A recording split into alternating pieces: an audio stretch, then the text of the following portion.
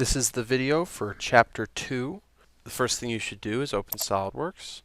While you are opening SOLIDWORKS, I will show you how to create folders to save your parts in. To make a folder, go down to the bottom left portion of the screen and select the My Computer icon.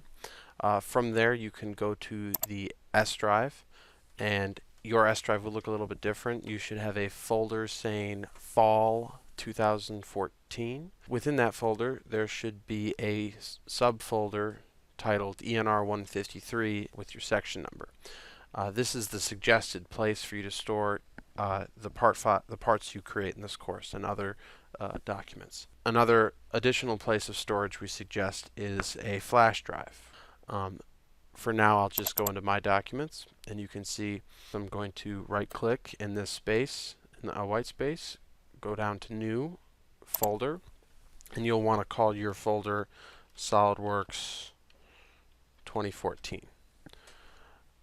And then within this folder, you will want subfolders to organize your parts by the chapter and the weeks that you work on. So I will create another folder through the same process and call it Chapter 2.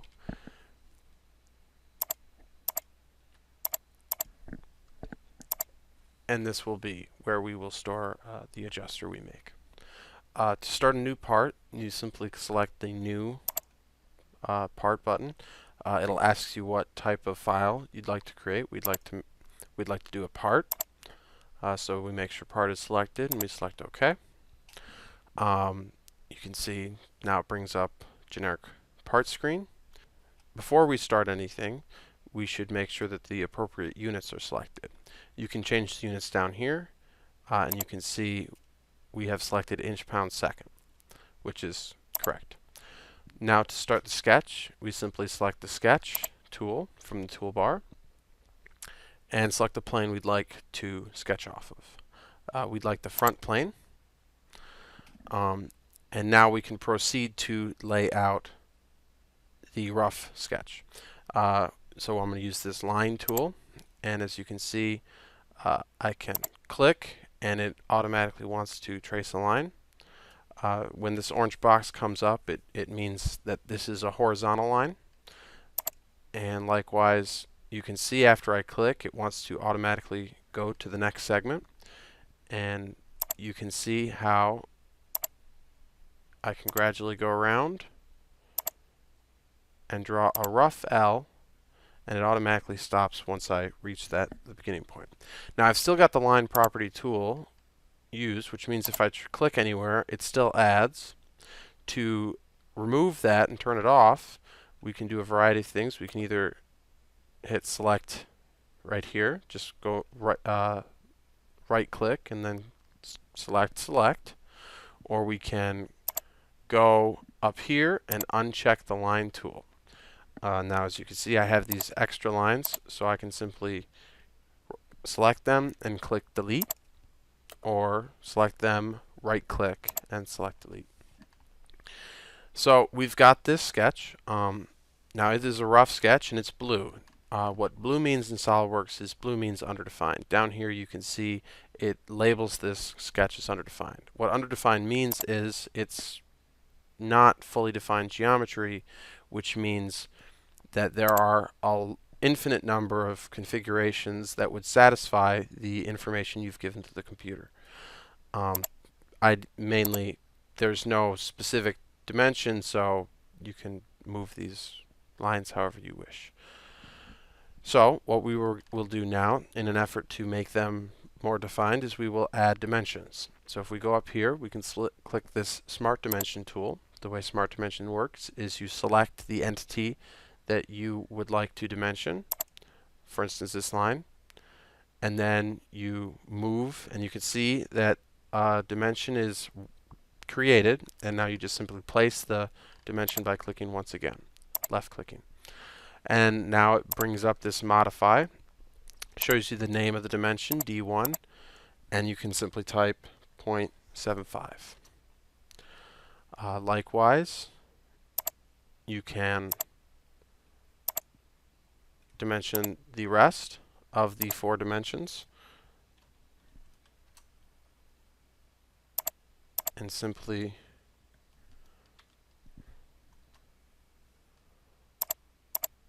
do so like that. So now we have these 4 dimensions,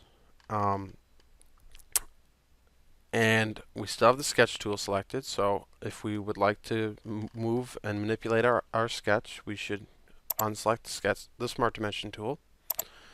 And now you can see that it's blue. I can still move it, but the shape is fixed. So to make it so I can't move it, I will simply drag it to this projected origin. You can see this yellow box means it's going to be coincident with that origin, which means it's stuck there. And now you can see it's black, and down here you can see it is fully defined. That means there's no more information that you need to give the computer for it to create this figure. At this point, we need to modify these dimensions according to on page 217. So we simply double click them and hit 2.5 and enter, and 2.5 and enter. Now this is ready to be extruded. So I'm going to change my view to isometric, and I'm going to extrude. Now I have this extrusion. I'm going to go 2.5 inches, and that is the first feature of this part. So now we're going to work on the second feature. To do this, we're going to start with a sketch on this plane right here. As you can see, I can select it. So to start the sketch, we'll go to the sketch toolbar and select sketch. And I find that working normal to the plane in sketching is a little bit easier. So we're just going to select normal to, and now we're close. So I'll zoom out a little bit, zoom over. All right. So now we're going to similarly rough draw an L shape, just like we did before.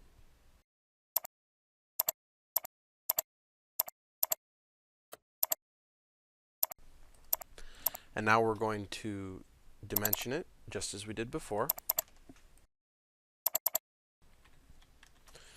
And as you can see, just like before, we have this issue of being underdefined. Now the book has us do a couple of dimensions between this extrude. So as you can see, I'm going to select Smart Dimension, and I can go from this edge to this, and then make that dimension 0. And then from this edge to this edge, and also make that dimension 0. Now this could have also been accomplished by a coincident mate with this point and that. Now we can see we have a problem. The sketch is not completely black. It's mostly black, but it's not black. This is probably due to either a dimension being forgotten or an implied relation being forgotten to be placed on it. So the easy way to deal with this is you simply click on it and start moving around. Now I clicked on the line and that didn't seem to move. So if I click the points, and I can see very clearly that everything is defined except this line is not vertical. So if I click the line, and I can come over here and I can simply just click vertical. And now it's black and it's ready to be extruded. So again, just like before, I'll switch my view and go to the features bar and click extrude. Now you can see this is going in the wrong direction, so we'll have to click this reverse direction and extrude. So now that the second feature is finished, we can move on to the last feature, which is a hole on this plane. So to start, just like when we were doing additive extrusions, we will start with a sketch. So I've selected the plane. I'm going to select sketch, and I'm also going to do normal to. And then I will draw a circle using the circle tool, and I will select it. The first point specifies the center location, and then the second point is the radius.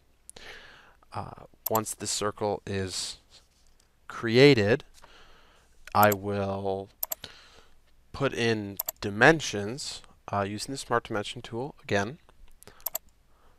And I will begin with stating the diameter of the circle. You can see the diameter symbol is 0.75 according to page 2-32. And you can see it's still blue.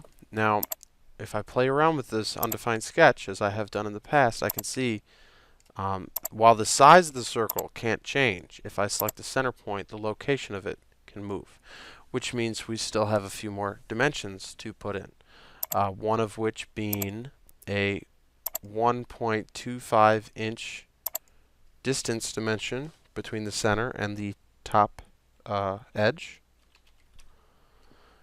as well as a 0.75 inch distance dimension between the center and the right edge. As you can see, with those two dimensions fully defining the location of the center point, it's a fully defined sketch, which means it's ready to extrude. This time, switching to isometric view, instead of an extrusion, this is a hole, so we will be doing an extruded cut, which is over here. It operates and looks very much like an extrusion, the only difference being it subtracts material. You can see that this is going through. Just to make sure it goes through all of it, we go to the end condition and go from blind to through all. This eliminates the need for us to go a certain distance. And we can see by the preview it's going in the correct direction, so we hit OK. And thus we've finished the adjuster. Last but not least, we should save the file.